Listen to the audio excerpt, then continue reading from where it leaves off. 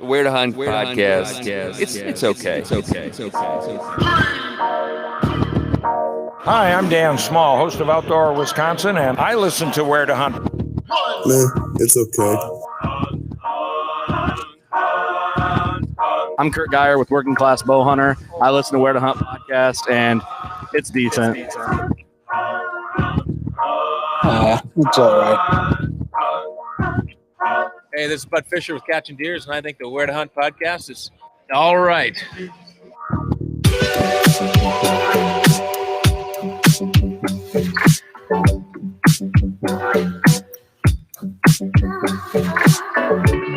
Hey, what up, everybody? Welcome to the Where to Hunt podcast. The podcast, is it the or the?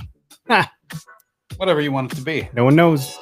The podcast that connects public land hunting enthusiasts, aka the okayest podcast in the Midwest. I'm trying to slow it down a little bit. I've had a lot of coffee. I've had a very busy day and week. So you can see me kind of revving it up, revving it down, revving it up, revving it down. We're coming at you from the Okayest Hunter podcast studio right here in Oconomowoc, Wisconsin. And if you don't know who the Okayest Hunter is, well, it's a website. You can go to okayesthunter.com. And if you like what you see, use code W2H podcast and go buy yourself some stuff and get 10% off. It's not much, but hey, every little bit counts. You should take it. Take what you can get. That's right. Use the code. What else we got, Greg? I got nothing. I did some walking over the weekend, found 0 sheds, but gained a little more intel on another spot. Got a tractor running. Well, I saw that. My brother-in-law got the tractor running. I took it for a test drive. That's pretty neat. Yeah. Sadly, our friend Bill over at Spartan Forge has a lost dog. Now, he's not near me, so I can't help too much. I know that he's actually gone so far as to take out ads on Facebook and run it in the region where, like, the dog is suspected to be missing. I hope he finds him. Yeah, me too. But, you know, you can support him by going over to SpartanForge.ai, if nothing else. But if you're in that area, you know, if you're in the East Coast, I think Virginia, give him a shout, reach out to him on, you know, I think not LinkedIn. Gosh, Instagram's probably the best place to get in touch with those guys. Facebook. Mm-hmm. And if you haven't heard of Spartan Forge, it's an AI data-driven platform that has a data model to help you predict deer movement. And there's a lot of things coming down the pike with those guys. So stay tuned and be sure to get the discount code from us if you'd like, W2H for 20% off before they make those changes, and or after. It's still going to save you 20%, but you're just going to save a lot more money if you get in there before these updates get submitted. Yeah, that's what I got for that. And Backwoods Grind, you're going to be, I've been hoarding it from you. You got 2 bags waiting for you to go home with. Patiently awaiting their arrival. Mm-hmm. They just launched a new flavor today. They did. So we'll have to put that on our next order to try it out and see what we think, so we can talk about it. Yeah. It's to help benefit the Pinotti project. Yeah, I can't pronounce it, so I didn't want to try to say it. I'm glad you did. You just jumped out on the ledge and saved me. How do you say it? What is it? Pinotti. Sounds like a tribal name or something. Could be. All to do with turkeys. The proceeds go to benefit turkeys for tomorrow, I believe. So he said $6.50 a bag is going to go to that, and that's going to basically help with turkey research to see, basically what's causing their demise. Interesting. Yep. So it's going to study habitat and all that, everything, predation, you name it. So it's a nice little piece of conservation going out there. I dig it. Those are good. They're good guys over there anyways too. Yes, so we'd like to support their brand, and we like to drink their coffee more than anything. So I know they were at the Iowa Deer Classic, and a couple of guys had gone up and said, "Hey, we heard you on the Where to Hunt podcast." So that's kind of cool. Makes me happy to know that people actually listen and buy some of the stuff we talk about. We're doing our part, and even if we're not helping them so much, it's still, they're a great partner. They're good people, and they align with our values. So that's right. It's good stuff. And I'm not drinking any Drop Time spirits tonight. Yeah, I think you could use one. Take the edge off. I'm drinking Backwoods Grind, actually. So at least I'm drinking one of our sponsors. That's all the drinks we get. It's great. But check out Drop Time Spirits. We don't have a discount code for those guys. I should probably think about getting one of those for you guys. But right now, we're just trying to increase their brand awareness. So I say it's Deer Camp in a bottle. The 12-point bourbon's pretty damn good. It is. Yeah. Well, that's what we got for our BS session. We do have a guest with us today, Jason Red with Tree Ninja Outdoors. What's What up? did you just say? Wait. Oh my God. Help me out here. Timber Ninja. Timber Should I Ninja. smack him for you now or later? I know. I've been called worse throughout life. we can call you a tree We've ninja, all I been called guess. worse. I mean, at least it's Timber somewhat. Ninja Outdoors. Yeah. For F's sake, man. It's just been a day. I'm swimming in coffee now. I'll make up for it. Yeah. I had to quit drinking coffee last year personally. How's that going? It's been going pretty well. I had a minor heart surgery. Had an SVT, and so caffeine spikes my heart rate, and I can't have it anymore. So yeah, not just coffee, but really no caffeine then, huh? Yeah, it's zero. Yeah, I mean, it's not as bad as it was, but if I have caffeine, it can drive me into a panic attack, which is not fun. No. So, Thanks. but it's weird. Like if I naturally elevate my heart rate through running or any other outdoor activity, it doesn't have the same effect as caffeine does on it or stimulants. It should tell me something. You still drink decaf to get the fix? I do drink some, but decaf, I've come to find actually has caffeine in it, but it's very small portion. So Sure. I'll drink like 1 cup in the morning of decaf, and that's about it. It's more of a ritual thing. Like I really didn't feel any like side effects from getting away from coffee. It's a little bit harder to get motivated, but once I get motivated and work out early, like my endorphin levels go up, so I'm good to go. That's good to know. A buddy of mine stopped drinking coffee for like a year just cause, and then now he's back on, and he's like, take it or leave it. But he does like the ritual. That's kind of the thing. That's what I like. Yeah, that was the hard part to get rid of, was the ritual. Which is good. They make caffeine. So you're out of North Carolina. At least I got that part right. And I did pronounce your last name right. I just effed up the name of the business like an idiot. Yeah, that's good. Yeah, this is the okayest podcast. We set the bar low. We got to really. 2 out of 3 ain't bad. Yeah, you're just okay. That's right. Okay, so tell us a little. I mean, we don't know much about you. We've seen the business around, the brand and some of the products on social, but I'd love to hear more about how you got into hunting. You have a pretty unique background. I see some really nice bows in the background, so we could talk about some of that stuff for a little bit here. Yeah, so by myself, I've been hunting since I was 7 years old. I'll be 41 this year, and most of, I would say 98% of my life has been hunting on public land. And reason, I just grew up really poor, and we didn't have a choice to be on public land. On private land leases and stuff. We occasionally got on some that were really cheap paper land type stuff. I'm originally from Arkansas. I'm not from North Carolina. And I hunted my whole life. I took a little break. I got into endurance sports. So I was an aspiring professional road bike racer, bicycle. Left, when I got out of that, I started doing ultra running and mountain climbing. And so I did a lot of adventures. And then I got, I was always hunting a little bit, but I wasn't as passionate about it and serious for a few years there. And a lot of it was I just kind of got bored living in the lowlands and just doing the same old thing. But I got really stoked again when I moved to the mountains of North Carolina. Job relocated me, and I just, put all my mountain sports in with hunting, and it became this like adventure hunting, kind of what I would say, categorize it as. And I started traveling a lot, hunting then, got into, big tracts of public, Appalachian mountain style stuff in Ohio, Virginia, West Virginia, and, the other states. I haven't hunted PA yet, but, and started playing with products, man. Like, at the time when I was doing it, there wasn't any of this new mobile, per se hunting products. So I kind of had to DIY stuff and, with my background in racing bikes and climbing, like I had a lot of experience working with carbon fiber stuff. And, there really at the time, there wasn't anything made out of carbon fiber. Everything was essentially aluminum products, which, for the most part, that's still the case. Everything's still aluminum, besides, stuff that we do. But I started tinkering around. I didn't start the company that we have in Timber Ninja.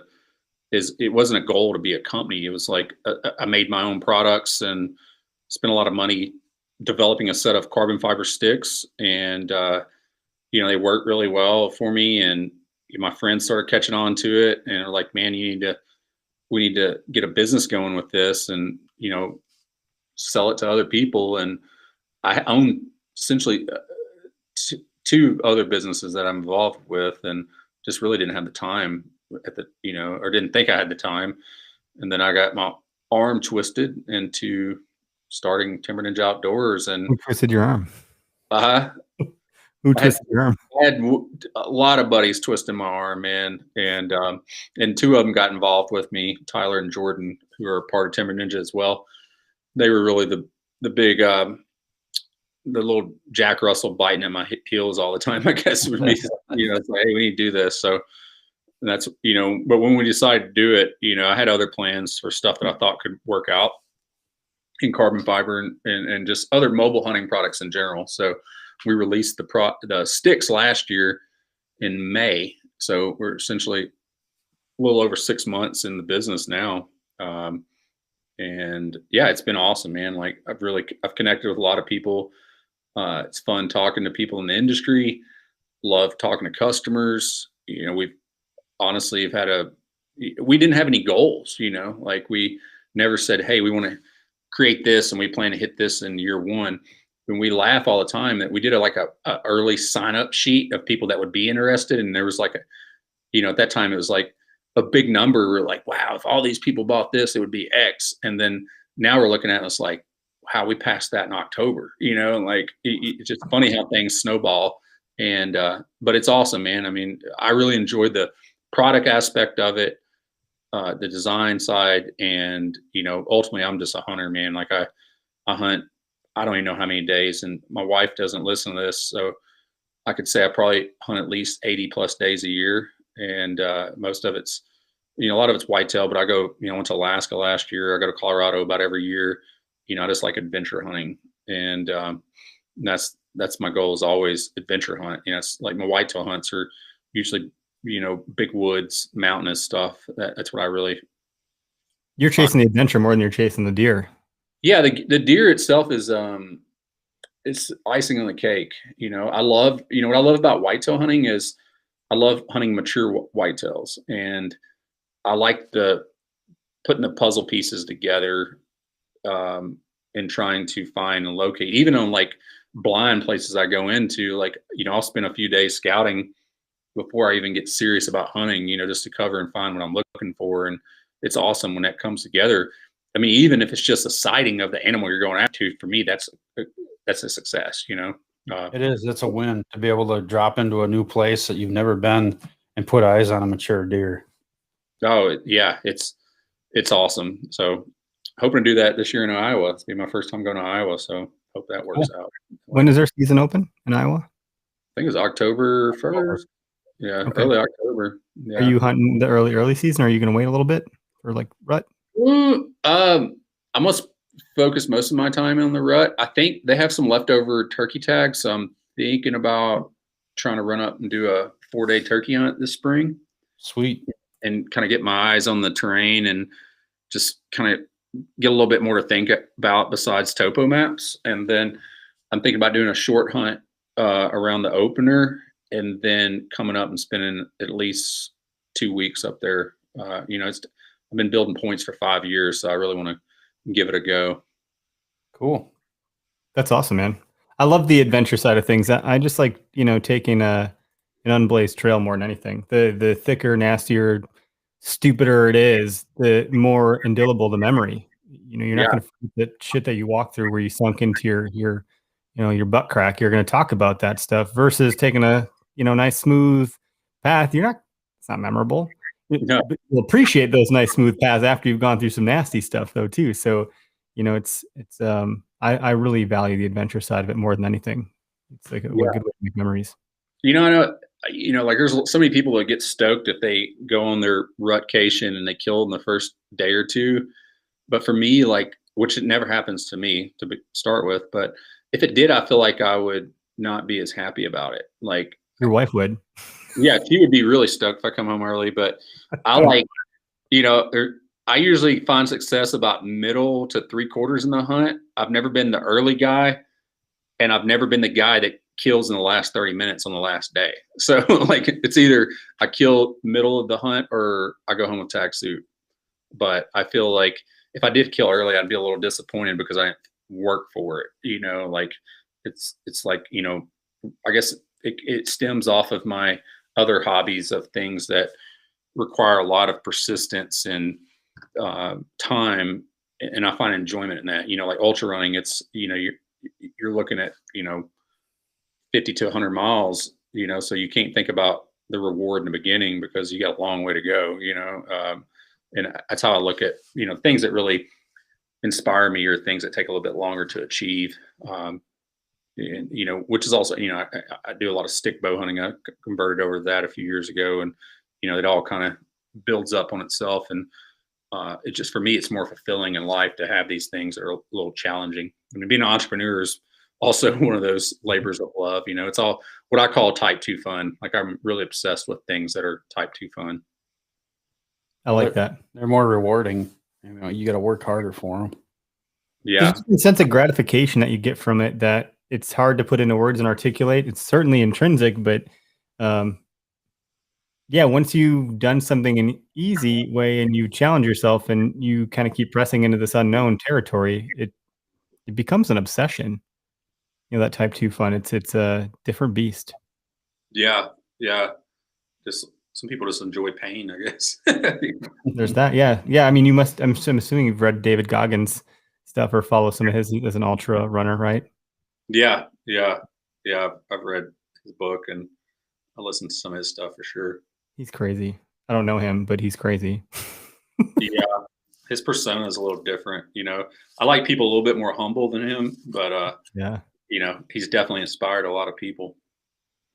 Yeah, hopefully no one got hurt. I know he did this thing a couple weeks ago. One of our friends, Mitch Baker, did, right, where he ran the 48 and 48 or whatever it was, 48 miles in 48 hours. I think that's correct. 4x12. 4x12. Yeah, I've heard about that. I'll tell you a really cool guy, if you get in that kind of stuff, to look up is a guy by the name of Chad Wright. He's a ex-Navy SEAL, ultra runner, has a podcast, but he's a very inspiring guy, super humble, but just he's tough as alligator skin, Yeah, he walks the walk rather than talks the talk. That's cool. Yeah, definitely. He's a warrior all the way. Silent types, man, they'll get you. You got to watch out for those guys. Yeah, absolutely.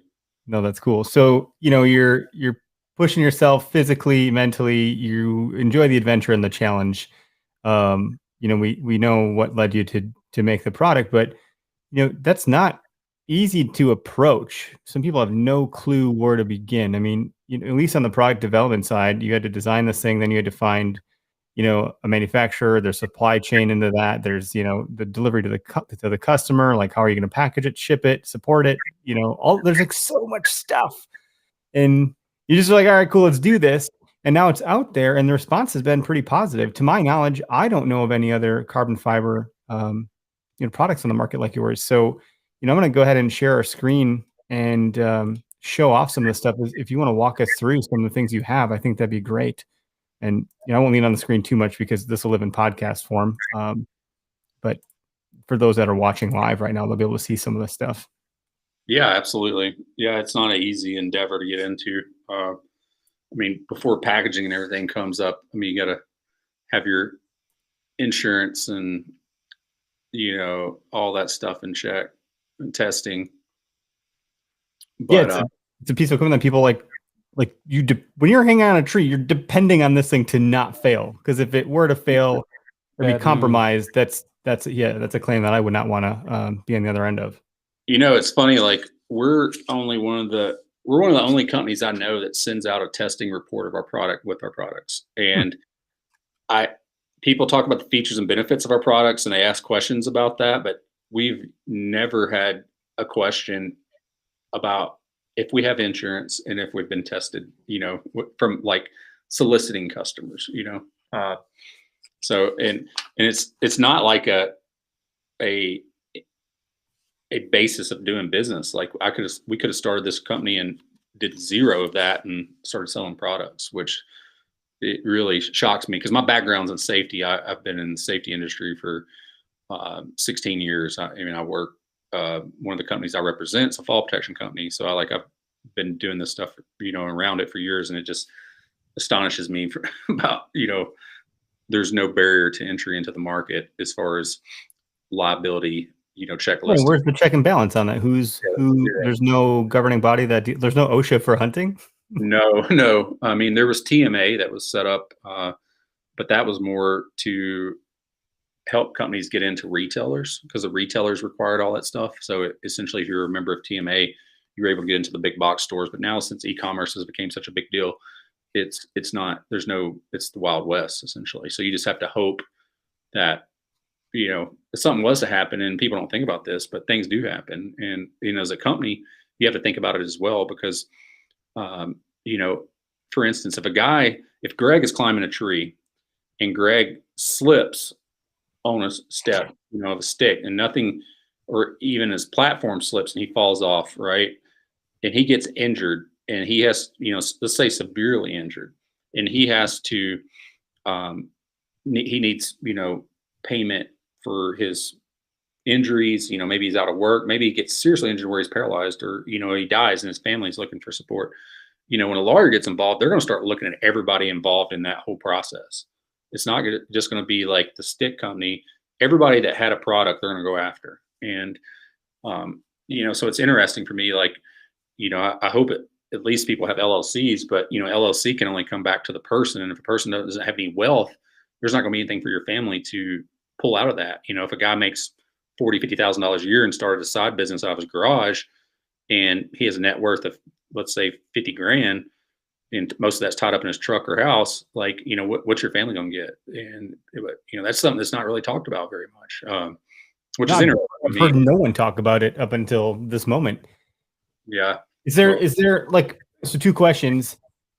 Obviously you are adhering to this. You're submitting your kind of test results and safety, but is there like a badge or a stamp or something that signifies that? And then additionally, the other question is, how do people go look this stuff up for the other brands that they might be interested in? Like, where do you even go as a consumer? You can't. You would just have to ask the manufacturer, and, maybe they can. And what should you be asking specifically as a consumer?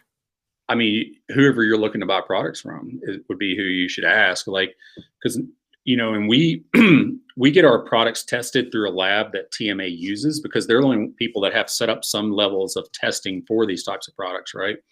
I've heard other manufacturers say that their in-house testing is better than TMA's, but, it's kind of like there's a reason there's audits done on companies' financial books, right? It's because you can't always trust the company to do their own, bookkeeping, or, there's reason OSHA puts up standards for other products because you can't just trust everybody to do their own in-house stuff. So TMA is the only people for at height, hunting products that has some level of standards to test these things. Because, for instance, for a stick or a stand, there's a weight rating associated. So you say your product is tested 300 pounds, right?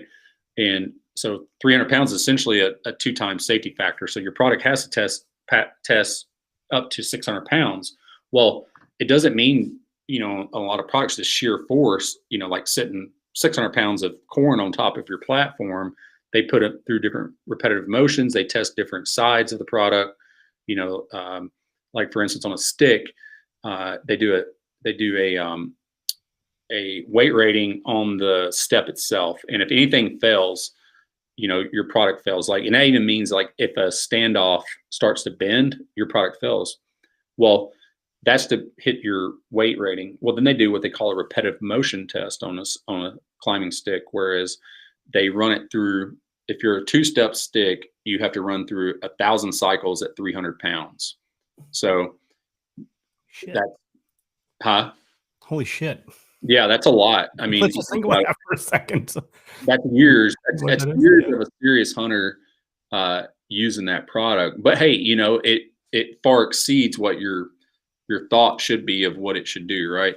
And when we tested ours with our first generation of the step, it passed 4,000 cycles. Now, did it move a little bit? Yes, it moved a little bit, but it went through 4,000 cycles and they just quit doing it because they'd been there for like 5 hours. Nothing else compromised on that. And so there's similar breakdowns for how they test tree stands, like lock-on tree stands and other things. And to this date, they still haven't really, they don't have any, TMA doesn't have any like standards in place yet for like saddles and saddle platforms. But essentially what they do with the saddle platform is they do a similar test that they're doing on the stand for the platform. So, I mean, for a consumer, if they just ask the manufacturer, if they're concerned and want to know it's tested, just ask the manufacturer, hey, has your stuff been tested? I mean, there's a few labs that do the testing for TMA that, have these standards that they go by. So it'd be easy, to find out. That's good to know. But it costs money. I mean, as far as if you're a startup company, you come up with this awesome idea, one night at camp, you're looking at just to test a stick, you're looking at a couple $1,000s. Mm-hmm. And it's no different with a plumbing and heating product when you have to get ASSC testing done on it or NSF 61 for low lead or any of that stuff. You pay a lot of money to get that. Yeah. To do all that series of testing, you pay $5,000 to $10,000 or whatever it is, or more even, to get a certification on things. But it's for our well-being. Oh yeah, for sure. I mean, and even insurance, man, like to get into start off in the insurance side of things. I mean, you're looking at, $17,000 to $20,000 just to get insured. And that is if you can get insured. Like it was a problem for us to get insured in the beginning, but what helped us was I had to submit a resume about myself and like my background in rock climbing, my background in fall protection as a business owner. And then, we had done all this testing for our products. Like it wasn't easy to get insurance to start out with, and it's expensive. It's not like you just call up Progressive like, hey, I need a plan for my every single day. Who's gonna I don't want to take that risk. Yeah. Right? And if I will, then you're gonna pay me for it because you be able to do it. Mm-hmm. Well, like the barrier of entry is like what I said, 17 to 20 grand. And then as your business grows, it becomes a percentage of your business. So once you go over that $20,000 mark, they start hitting you. And so, I mean, these companies are really producing, let's say $1 million in revenue for any products. Like they're shelling out serious insurance money. So I think it's things that people should really consider. And I know I've been reasons to not start a company, right? Oh, I know, man. Like you can't rely on an LLC saving your ass. I'll tell you that. Like, I mean, it will potentially save your ass, but what about the person that got injured, in the event that something did happen, because when you produce enough of something, there's going to be a problem somewhere down the line. It's just inevitable, like it's just going to happen. I mean, we've produced, thousands of steps and we've had 2 break out of thousands, like something happened, it's just, and it comes down to just when you buy material, sometimes there's an imperfection in materials. When you buy that much of it, you're going to find it out. I mean, you look at, and there's no company out there, they don't want to market it that they've had any issues. But if you watch these Facebook groups enough for stuff, you see everybody has some type of failure. More a lot common than others, but they seem to get, those threads end up getting deleted or something over time. Oh yeah. Yeah, so sweep that under the rug. We don't want that to get out. But yeah, I think you're doing that's the right approach. I mean, putting your customer first, quite literally, and valuing them and their lives is a pretty important factor in entry to do business. You need to care about the product and the end consumer and the result that, you want them to be successful. You certainly don't want them to have a problem out there. Could alter their life. I mean, not even like death could probably be the worst thing, but that might not be the worst thing. Like someone could become paralyzed and then their quality of life is shit for the next 30 years. Right. So that would be just as bad. In my opinion, for me, at least, that'd be worse. I'd rather just eat the dust right there, I mean, I saw a couple guys post some pictures this year, cause like, with the lightweight mobile products and we have aiders, but aiders became this huge thing over the last couple of years, putting on their sticks. And I saw a couple photos last season of people taking a whipper on their aider and like their tree stick, their climbing stick step lacerating their calf muscle. Like one dude had a serious laceration from it, just because, especially with these ones that attach to your Versa button, they just swing like this. Right. And like, I think that, those types are the ones that tend to have the most issues with somebody like getting off kilter, especially if you're hunting on a slanted tree or something like that, gravity pulls you to the one side more than the other. Yep, the downside of it. Yeah. But yeah, it's enough about that, I guess. I didn't expect to cover that, but honestly, that's stuff that, like you said, not many people are talking about. And I think it's interesting. Yeah, I find it interesting. It's not. It's not funny. Safety, like, Yeah, get freaking serious. Yeah. Oh man, what's Yeah, the joke about safety?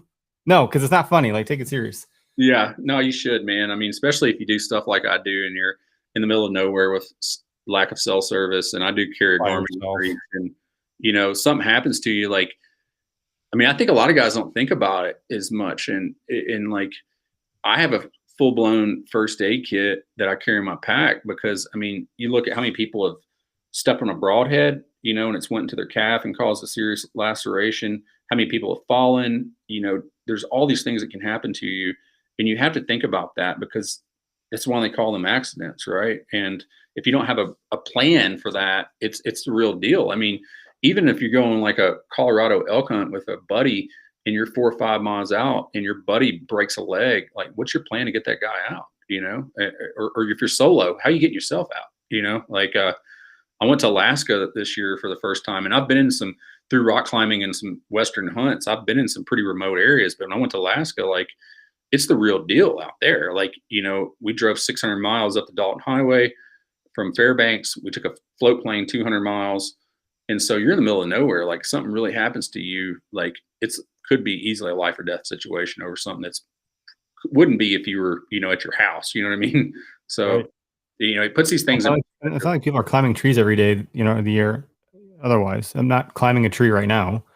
I'm not going to until hunting season, or unless I get my hands on some new products and go test around my backyard. Yeah. Beyond that, then it's just not something you do frequently enough to feel. That's where it just introduces more potential risk that wouldn't otherwise be there. Yeah. Yeah. No, I mean, and I think it's definitely gotten a lot better than it was. I mean, coming up, you look at the stands and stuff that we used back in the day. I mean, you look back now and you're like, geez, like I used to get 25, 30 feet up and didn't even think about safety harnesses because they weren't there. It wasn't such a thing. And you were using a platform that was essentially attached with the chain and, momentum holding it down. You had one chain going across the top and essentially it went in the bottom. If you didn't step on that thing perfectly from the top, you try to put it from the side, that thing would kick out on you all day long. Yeah, the good old lock-on tree stand. Yeah, exactly.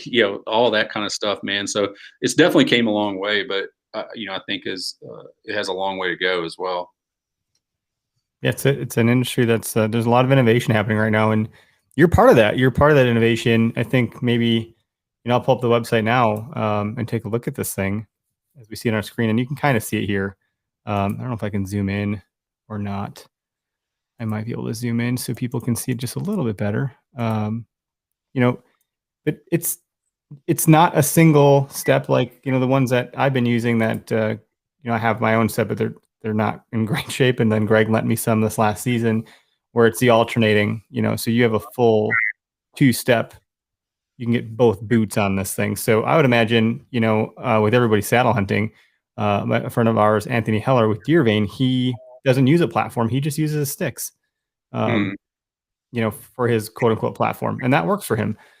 I'm not saying everyone does that. Obviously there's a number of platforms that exist out there, but your product is incredibly, like, is yours the lightest on the market? Is there a lighter stick? I mean, technically Tethered's new one stick is lighter, but it's also shorter, so it gets in this, like, there's a lot of people, and this is something I laugh about, but you can go to any tree stick manufacturer's website and they all claim to have the lightest stick on the market. Even that's funny. Yeah.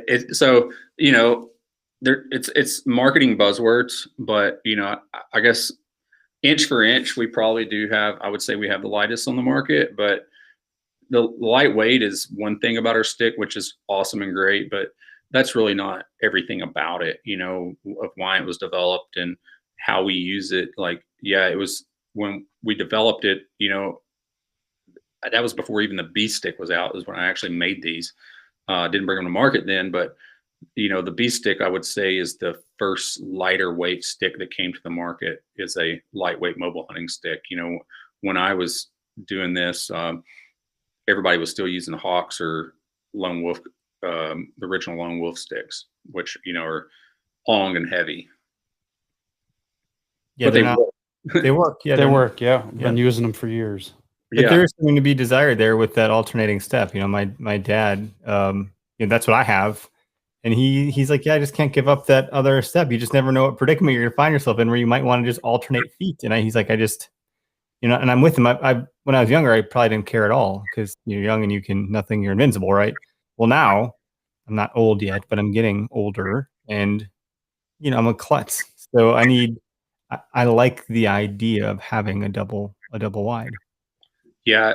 When let's say if you're a person that uses 4 sticks or so, just the whole thought process of, at the end of the day at night, trying to remember which side was out when you're getting off your stand, and some guys don't want to use a headlamp or anything to get down. And I remember there was always this guessing game, or even as you're setting up, like, how do I think about it? How am I going to alternate this? I'm on the right side of the, Or you bump that peg with your boot as you're jumping, or you're making the move off the stick and onto the platform. Yeah. Yeah. Or, and setting it up to when you get up there, it's like, well, if I'm going to set my lock on or platform up on the right side, I need to have my top step be turning to the left to step out with my left foot, like all these things come into play, and you don't really think about it until you're fatigued from hunting 4 or 5 days and it's cold and you're just ready to get the hell out of there, and that's something you got to think about. But I made do with it for years, and it really, at the end of the day, didn't really bug me. But when I went and developed the double steps, it definitely made life a lot easier. Just took the thought process out, and that's another reason when we made the double steps, we wanted our top step to be flush with the top of the tube, because I don't know about you guys, but when I'm setting a tree stand or something, a lot of times I'll put my foot across that top step, and I didn't want that peg sticking up from the tube. So that's one of the reasons we made it flat across the top. Or I'll even just out of habit step to that area and end up catching the top of the tube anyway. Yeah. And then kind of balancing back on my heel on the outreach peg. Yeah. Yeah. And, also, for us, like our overall length is, step to step length, or not step to step, but the overall tube, there's not like any difference, because we don't have to stagger the steps or anything.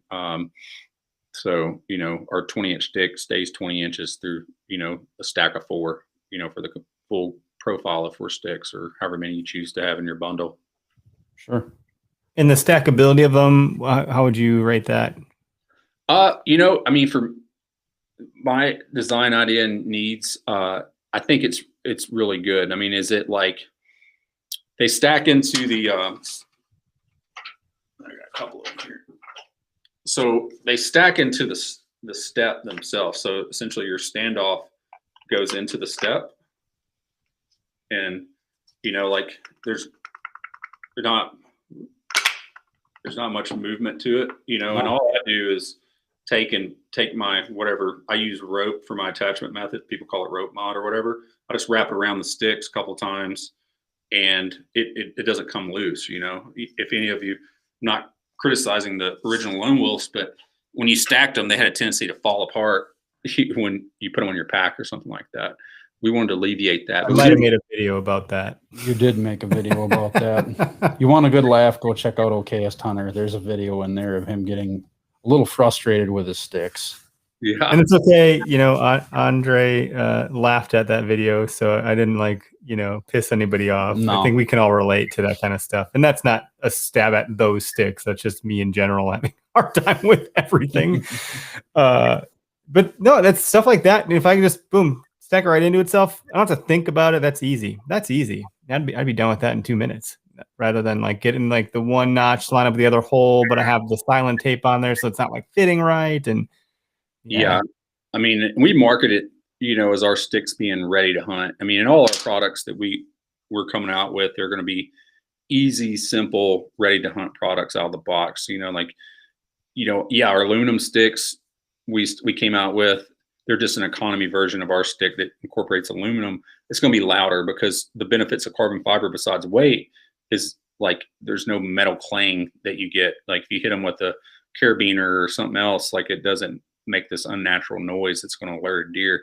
But our aluminum one, that one coming out of the box, like if you want to be super quiet, you got to put on some stealth strips. But our flagship product, you don't have to do that stuff out of the box, So there's a lot of products out there that are close in price point to ours, but to get them to be, in my opinion, like hunt ready, you got to put money and time in stealth strips and all these other like modifications. And I don't know about you guys, but my time is pretty valuable. So like when I start putting my hourly rate to modifying products, the cost of that product goes through the roof really quick.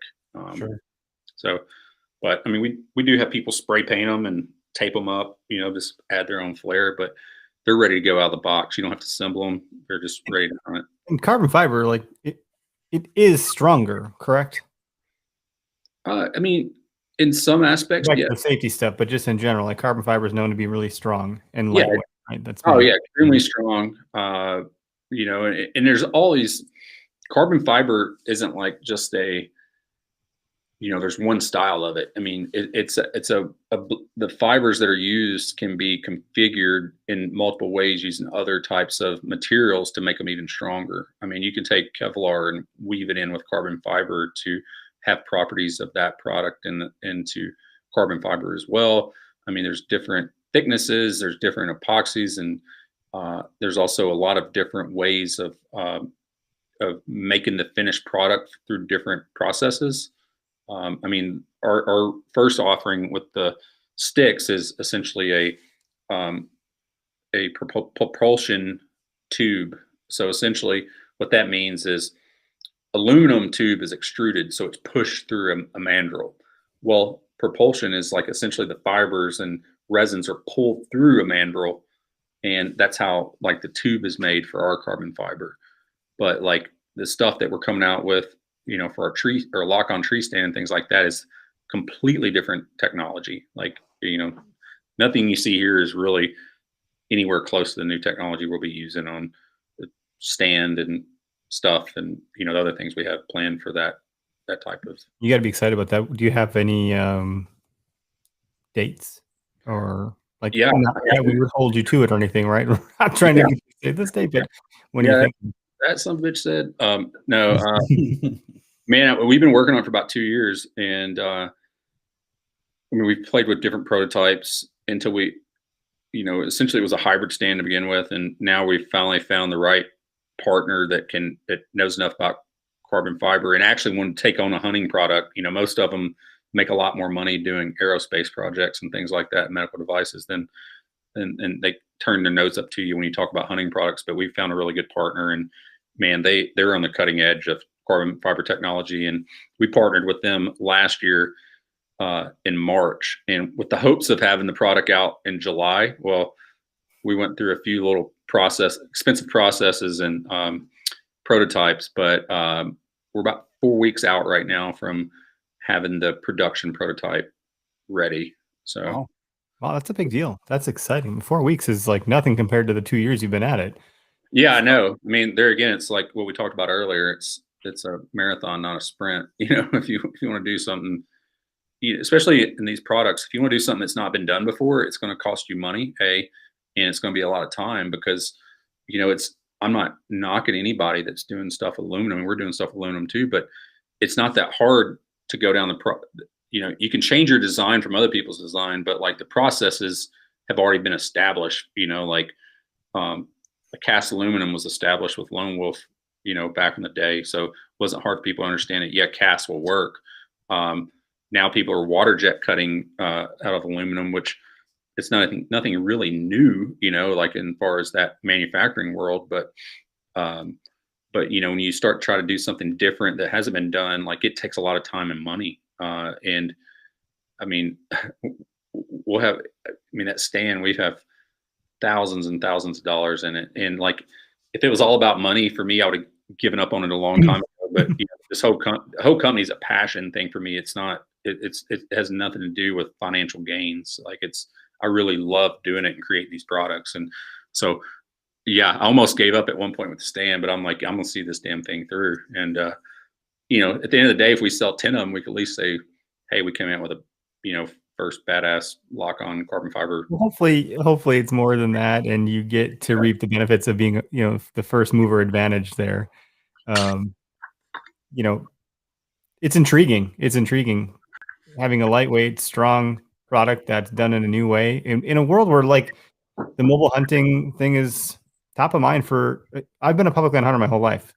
Yeah. And that's not to say, for some reason, it seems like in the last couple of years, it's become a big badge of honor and it's becoming cooler. As more people have been like promoting it, et cetera. But, when you're a public land hunter, you got to move. Someone is going to bump you out of your spot. It might not be available next time. You have to be moving. And the concept of, this was like maybe 2 years ago when I finally realized that a lot of hunters would get down on a set in the same hunt and move closer and make micro adjustments based on what the deer were doing or not doing. And I never did that because it was too much of a pain in the ass to get in the tree. Like once I was in that tree, like I was set, like I'm not moving again. If I see deer over there, oh, well, because it's just too much, messing around. But now, after hunting with Greg, I was able to like really surprisingly, by the way, Greg, decrease the amount of effort and time it took me to get up and down these trees. You're welcome. Yeah, no, it's a compliment. He would still say it takes me forever, but if he would have seen me before, you're getting better. You get better with every sit. You get better, repetition. You get better at driving the more you drive. It's the same concept. Put in the reps, you get the results. But having some tooling and some equipment along the way to help enable that type of hunting style is a pretty big deal also. And if you can lighten the load on your back, I mean, you're going to do what you're going to do regardless of what's on your back. And if you can lighten the load, it's just a big bonus. A lot of guys are shaving pounds, but it's not like you're going on a 50-mile hump. You're walking maybe 3 miles into the woods, 5 tops or something. Yeah. Well, I don't know. I mean, there's such a fad. I mean, if it doesn't matter what hobby you're in, like it tends to always be a fad for things to get lighter, right? Yeah. Fishing rods gotten lighter. Bicycles have gotten lighter. Tennis shoes, tents, everything has gotten lighter. Yeah. I mean, and when I was racing bikes, our carbon fiber bikes, which, I started when the aluminum bikes were the only thing. And then I went through the carbon transition and, we got free bikes because we were a sponsored team. And, we would joke because like there were so many guys out there that weren't very fit, but they always wanted the lightest gear. And it's like, well, the easiest way to get lighter gear is, take care of yourself. And like, no matter what, like we were still going to do the job no matter what our equipment weighed. And that's the same thing with hunting. Like I was lugging around 30-pound climber, and still killing animals and going, I don't go any deeper now than I did then. It's just easier. Hopefully. A little bit easier. Yeah. Yeah. And now you can put on some pounds. You can displace it a little bit. Yeah. My stand's lighter. I can eat that donut, Yeah, exactly. Yeah. But it's, and gear is the easiest thing for people to talk about, and nerd out about because it's easy to buy equipment. And I mean, it's awesome that there's this huge like buzz in the industry for mobile hunting. I think it's rad. And I think, people are having a lot of fun doing it, but like, gear is the easiest thing to fix in your situation. Like what's the hardest thing to fix and what makes you a better hunter is between your ears. And that is, people they want to bypass that and buy their way to it. And you really can't, like, none of my gear is going to make you a better hunter. Will it make you a little bit more efficient? Yeah. But is it going to make you stay in a tree for 7-8 days on a hunt, like hunting all day? Like, not really, like maybe we can justify the money you spend on it. Like, well, now I got it because it's got to be worth it. But yeah, short of that, right? Probably not. I'm not gonna guarantee you a deal. It's like people complain about saddle comfort. Like, well, geez, if you sit in something for 12 hours a day for 4 or 5 days, everything sucks, And the air ride in the semi truck isn't going to freaking hold. Yeah, it doesn't. Come on. But it's awesome. And I'm glad they're, obviously the people that are stoked on cool, innovative products. If not, we wouldn't have sold one to begin with because we're, at the time and I guess still, we're probably one of the more expensive products on the market. Yeah, But people putting their, like they understand, like you can take if you have a compact kit, let's say, I mean, even with today's saddle platform, saddle and sticks, I mean, you can get under 10 pounds or right around 10 pounds, whereas back in the day you had to have, you were 30 pounds. So people were buying multiple sets, and even on public land, pre-hanging stuff, you don't have to do that anymore. You spend a little bit more money and just have your one set that you carry with you all the time, and it's yours. It's kind of how we do it. Yeah. Yeah. Yep. I spent a couple of years hunting on the ground because You didn't have anything. well, I did, but it was too much of a too pain in the cumbersome. ass. It was just too cumbersome. So I just jettisoned the whole concept, and I, relinquished it to being safer. Now that I got kids, I didn't want to be taking some of this antiquated stuff up a tree and risking things. And now it's changed. Now I'm a little bit more confident. I got the proper safety gear and ways to get me up there, and it's fine. Show my wife in the backyard. Look, this is how I do it. Okay, I'm safe the whole time. I'm strapped in the tree the whole way up. I get in there, I'm clipped in, we're all good to go, right? Nothing's gonna happen. Worst case scenario, I'd probably bust a nut or something. On the freaking thing, the harness grabbing me when I fall. Yeah, no, I end up working my way closer to the ground. I do a lot of ground hunting just because that makes it even more complex, Oh gosh, we got our buddy over here, Deers and Beers, making fun. No, they're not matching. Not at all. Not even the same brand. But we're both wearing flannels. That was not planned. Thanks, Ryan. I didn't notice that. I was wondering if that was a Wisconsin thing. No. Well, it's pissing rain, and it was pretty nice out midday. I think we hit mid 60s today, and then now it's pissing rain and kind of cold and crappy out. So yeah, it's a dreary day, but April was showers. This or it was a hoodie flowers. like what you're wearing. So yeah, I'm still like living in the mountains. We still getting cooler at nights, but we've had some pretty good days. Yeah, it's been nice. The longer days, with daylight savings. I know some people are against daylight savings, but whatever the longer days. You greening up down there? We're not, but a little bit lower than us, starting to green up. I was just in Alabama for a turkey hunt, and it was greening up pretty decent there. Cool. I'm headed to Florida on Friday, so it'll be plenty green there. Oh yeah, it's been green there. Well, it stays green technically. Yeah. It doesn't get not green. What's your Jason? What's your setup? What are you? Obviously, you're using your sticks, but what are you using to climb trees? Like, what are you? Are you out of saddle? Do what now? You're hunting out of saddle? Yeah, I hunted out of saddle a lot this year, just because we were designing and prototyping some stuff. So this year, I primarily used. I mean, I carry 4 sticks if I go out of town, but honestly, I rarely use over 3. A lot of my setups, I'm about 2 sticks high, and I always keep. If I have 4 sticks, I use two of our 8ers on there because we have the retractable 8er. So I put 2 of those on my set of 4 sticks that I carry, but typically I'm using 2, and been working with saddle platform and a saddle. This year I primarily used a TX5 saddle, which he makes a pretty good saddle. And I used a lot of different platforms this year. Which one did you like?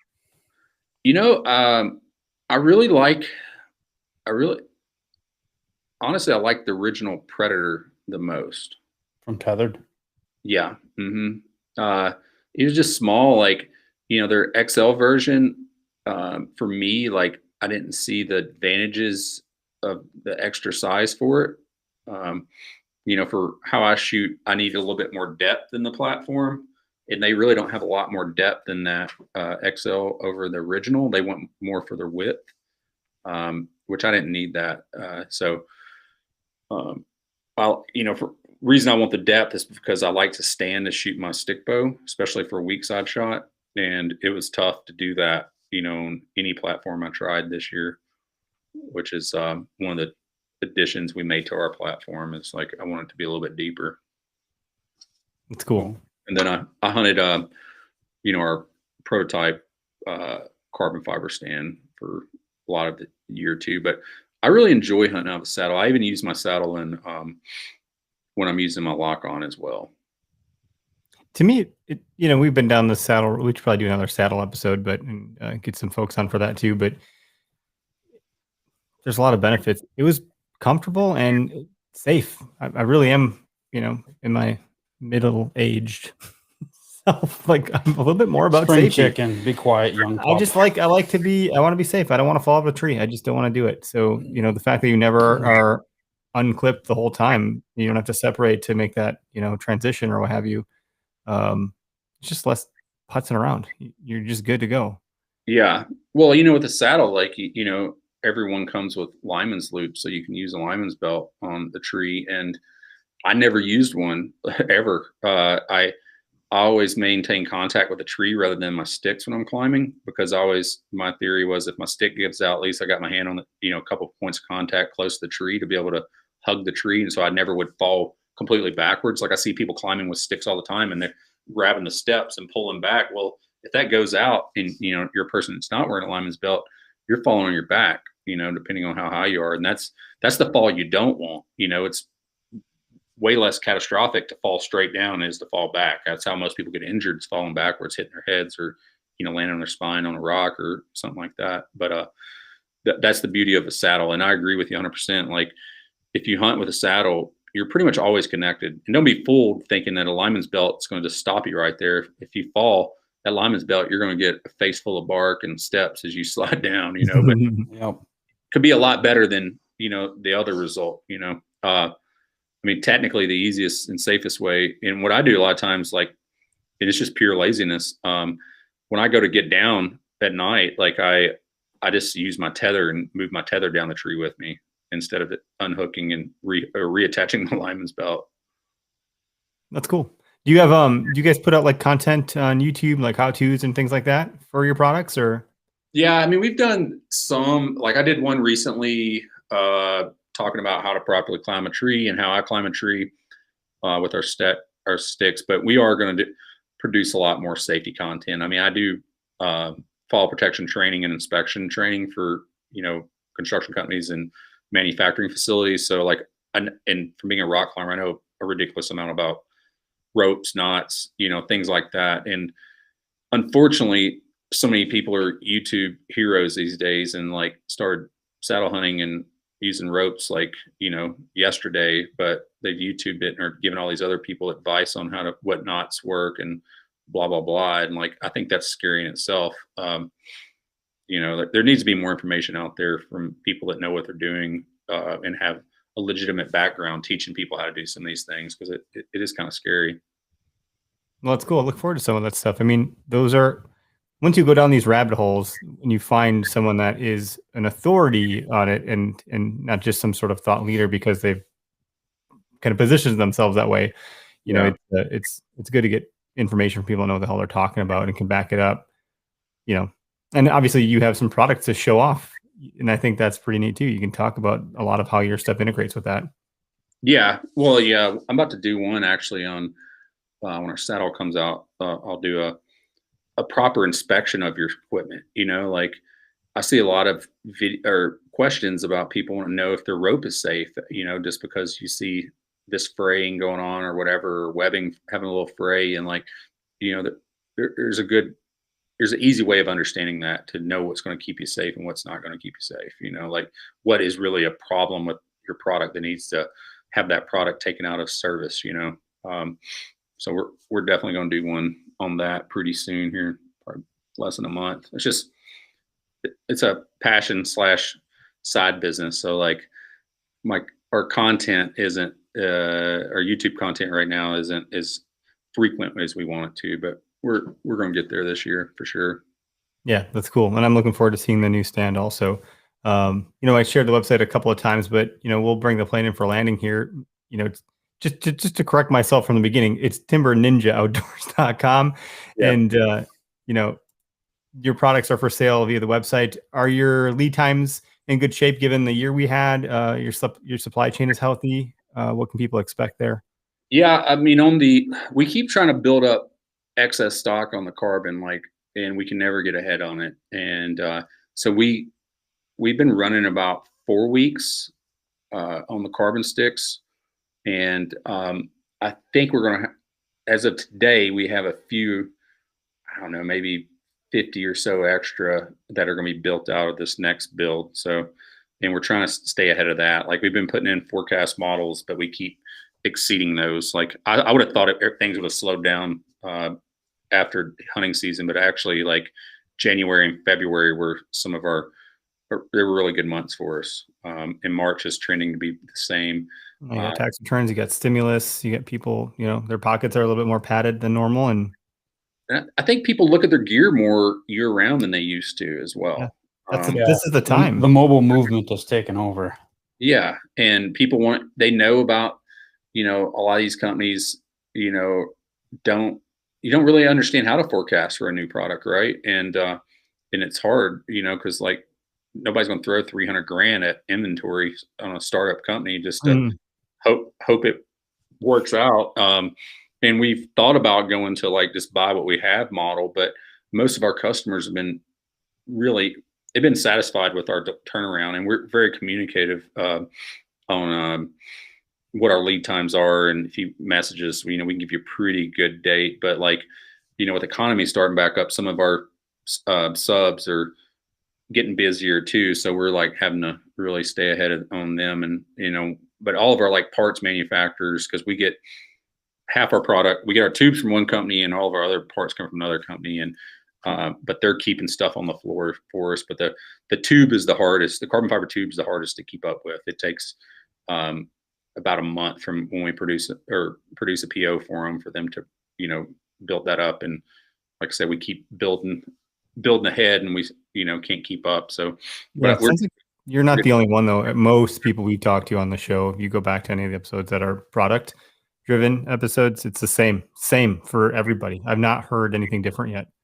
Yeah, no, I mean, it is. And our aluminum sticks, we went ahead and bought in real heavy on those from the beginning. So there was a little bit of a delay in getting the first ones out, but like we're good to go for a little bit, on being able to ship on order with those.